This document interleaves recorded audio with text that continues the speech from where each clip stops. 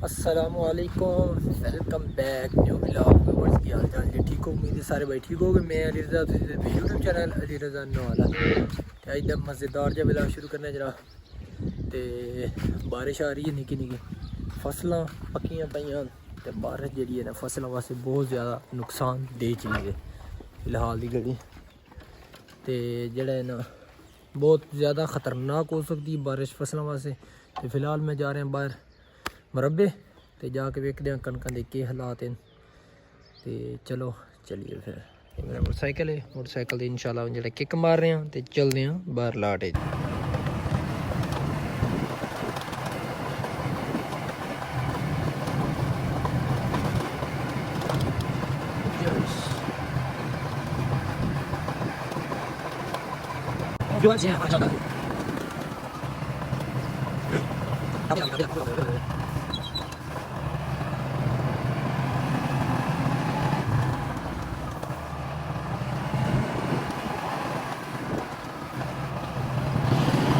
Viewers मैं पहुंच गया बाहर लाट अपनी मरबे ते जरा ना फसल अलहमदुलिल्लाह सारी पक्की पई ते लेकिन जी बारिश हो रही ना फसल वास्ते बहुत ज़्यादा नुकसानदेह हो सकती है।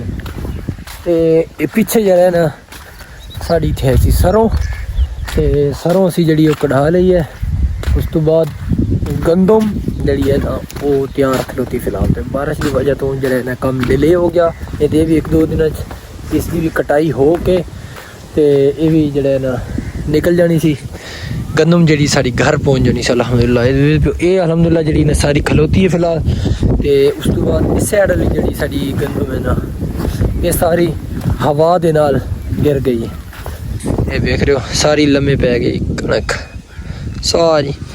ये जी ना बहुत ज़्यादा बारिश इस टाइम जी बारिश है ना इस टाइम वो बहुत ज़्यादा ख़तरनाक है फसल वास्ते।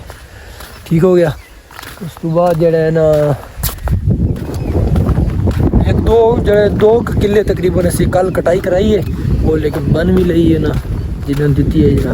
उस तो बाद तो राती आ गई बारिश की वजह से जड़ी बाकी जी गंदम है ना वो भी उसका कम पेंडिंग रह गया। और ये गंदम जड़ी ने अलहमदुलिल्लाह सारी दी सारी खलोती है फिलहाल सारी। उस बाद उस साइड से अगे है जनाब वो उसकी अस कटाई करा ली फिलहाल। वो मैंने कम नहीं है, मैंने कम है फिलहाल इस पासे की कम है वो चलते हैं तो वो भी खाने हैं जनाब। वो कम है ये जी जगह सी इतने असी साढ़े सफेदे तो सफेदे सब पटा के मुड्डों कढ़ा के करा शरा मरा के बिल्कुल जगह लेवल करा लिया। तो लेवल करा लिया तो हूँ असी इतने कराना बोर ट्यूबवैल का बोर कराना। तो ओरी जी है ना असी जनाब एक टोया इन्हें आख्या जी मारना ट्यूबवैल वाला जिन्हें बोर करना ना आके उन्होंने आख्या इतने मारे एक टोया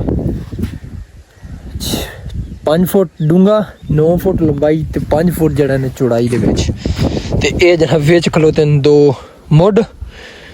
ये भी नाल जड़ा ना मैं कि पुट्टिया नाल ये टोए के दरम्यान ही जड़ा ना भी निकल आए इन्होंने भी हूँ नाल जड़ा ना इन्होंने भी पुट देना। ठीक हो गया। तो चलो फिर करते हैं काम शुरू अपना।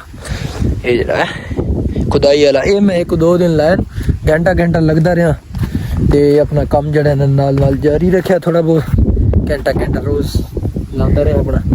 कोई घंटा सुबह आए ना दोपहर टाइम गर्मी बहुत ज़्यादा होती इस तो फिर दोपहर टाइम कम नहीं होता। घंटा एक सुबह ला गए घंटा की शामी ला गए एक को दिहाड़ कल दिहाड़ लाई तकरीबन।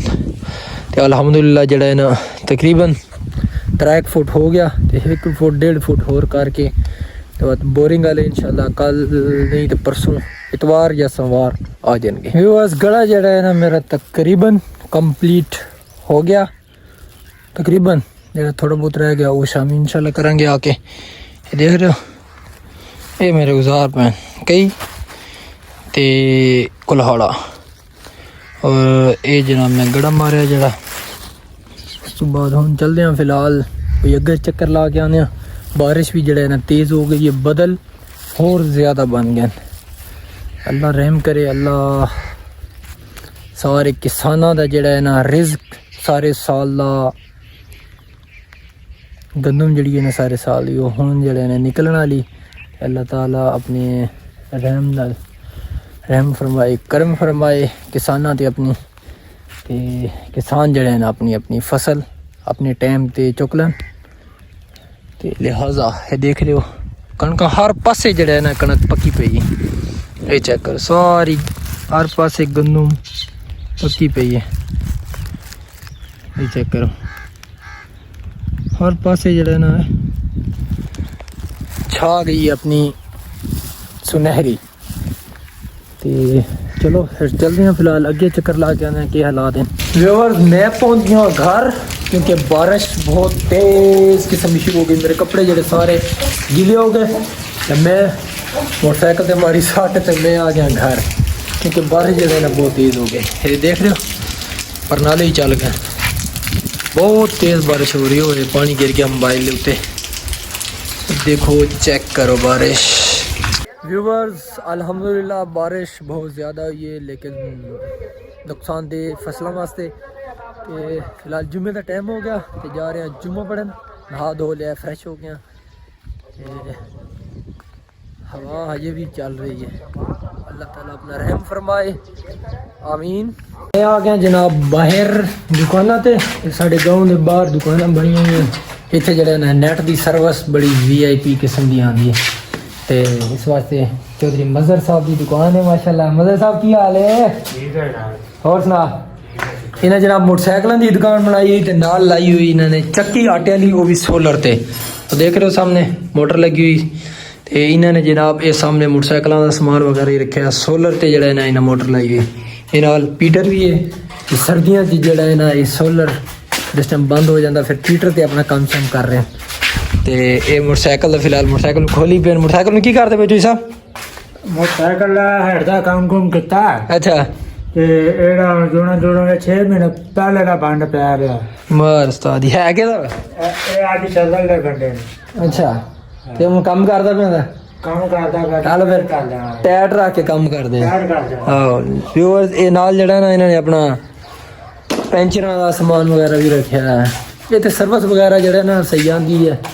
गाँव दे विच जड़ा ना सर्विस वगैरह जड़ी ना वो नहीं आंदी इंटरनेट दी। तो इत्थे आके वीडियो वगैरह अपलोड ते ये वो वैसे वाईफाई भी लाई हुई है, उस तो फिलहाल पैकेज ख़त्म है। तो फिर इत्थे आके जड़ा ना अपना वीडियो वगैरह अपलोड कर दें अपनी। फिलहाल मैं वीडियो अपलोड कर रहा हूँ, इंशाल्लाह शाम को तुहानूं वीडियो मिलेगी एक और।